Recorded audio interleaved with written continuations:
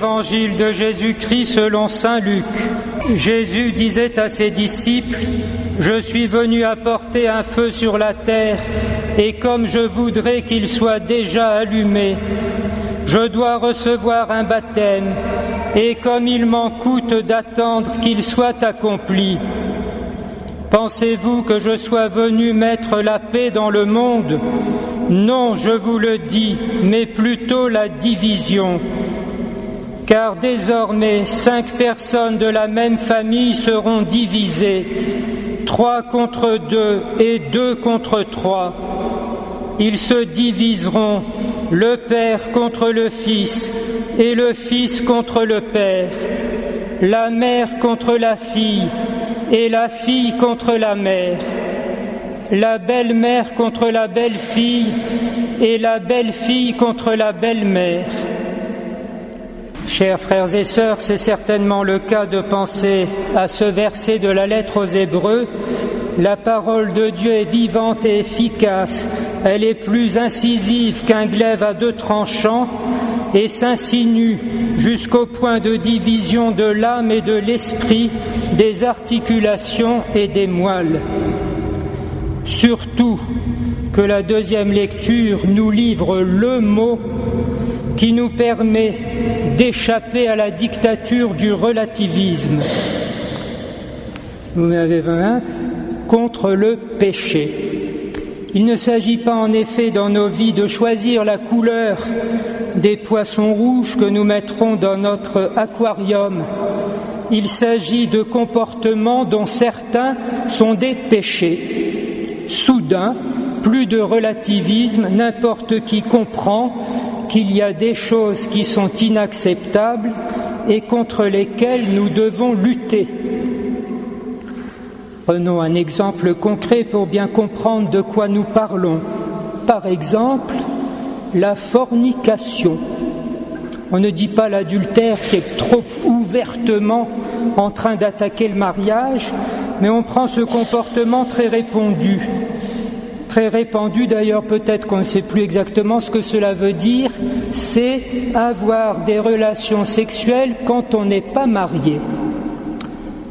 Oula, nous ne faisons pas de mal, nous nous aimons.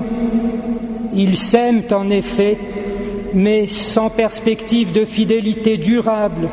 Et peut-être des gens en s'étant trompés avant avec d'autres, peut-être plus tard avec d'autres encore, et de temps en temps une petite anicroche, parce qu'après tout nous restons libres dans notre amour. En fait, ils se font plaisir en détournant ce qu'il y a de plus grand dans la sexualité humaine, l'union durable en vue de la génération et de l'éducation des enfants. Ça fait assez cher payé pour le petit plaisir. Surtout que la sexualité est le lieu, les sources de l'humanité et la base de la convivialité, de la civilisation.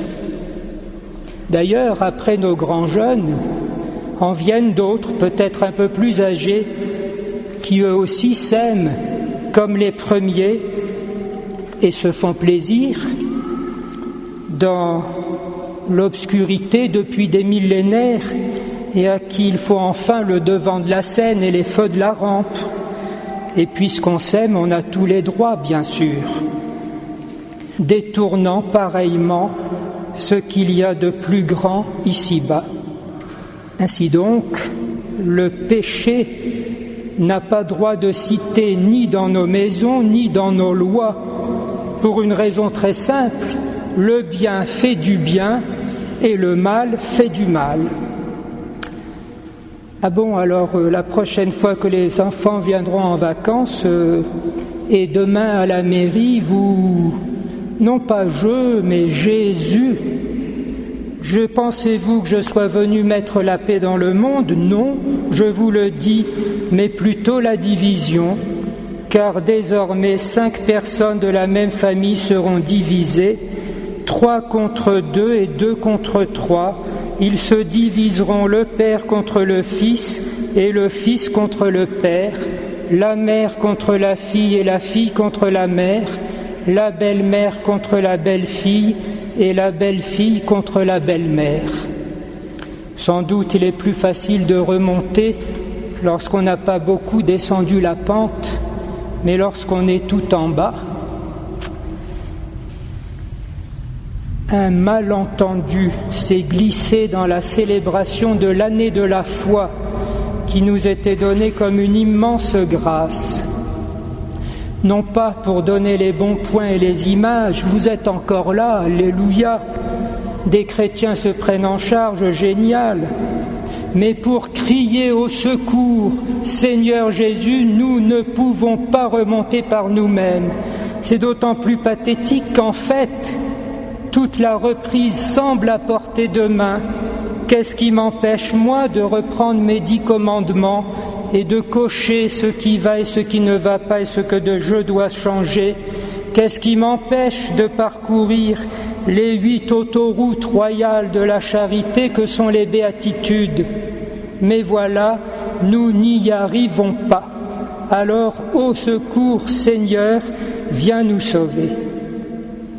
Et appelant le Seigneur, nous étions invités à faire une profession de foi dont nous savons qu'en plus de la fierté de proclamer « Nous croyons en Dieu le Père et le Fils et le Saint-Esprit dans la Sainte Église », elle commence courageusement par « Pour vivre dans la liberté des enfants de Dieu, rejetez-vous le péché, oui, je le rejette. Pour échapper au péché, rejetez-vous ce qui conduit au mal, oui, je le rejette. Et pour marcher à la suite de Jésus dans la liberté des enfants de Dieu, rejetez-vous Satan et ses suppôts, oui, je le rejette. » Par une telle profession de foi courageuse, le but de Benoît XVI, suivi en cela de façon énergique par le pape François, était de mettre l'Église en ordre de bataille. Exactement comme on le lit au chapitre 7 du livre des Juges. Dieu dit à Gédéon, « Ce peuple est trop nombreux pour aller à la bataille, il pourrait s'attribuer lui-même le triomphe. Tu vas donc leur dire, si quelqu'un a peur, qu'il rentre chez lui tranquillement. » 22 000 se retirent et il en reste 10 000.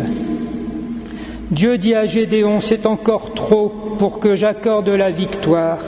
Tu vas les envoyer boire à la source et tu mettras d'un côté ceux qui se mettront à genoux pour boire dans la rivière et d'un autre côté ceux qui prendront de l'eau dans leurs mains pour la laper comme font les chiens. Ainsi fut fait. Et Dieu dit à Gédéon, c'est avec les 300 qui ont lapé l'eau dans leurs mains que je donnerai ma victoire à la face de toutes les nations.